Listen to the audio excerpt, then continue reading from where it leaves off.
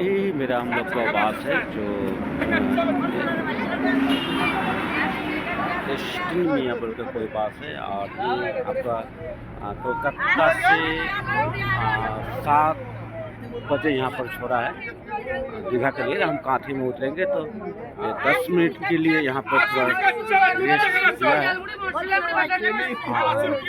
यहाँ पर काफ़ी दुकान जो अंडा टोस्ट या चाय बेचने के लिए काफ़ी पैसेंजरों के लिए यहाँ पर खड़ा होता है। और हम लोग यहाँ पर खड़ा है तो मैं तो यहाँ पर इस जगह का जो नाम है नीम तोड़ी, जो पूर्व मेदिनीपुर जिला में आता है।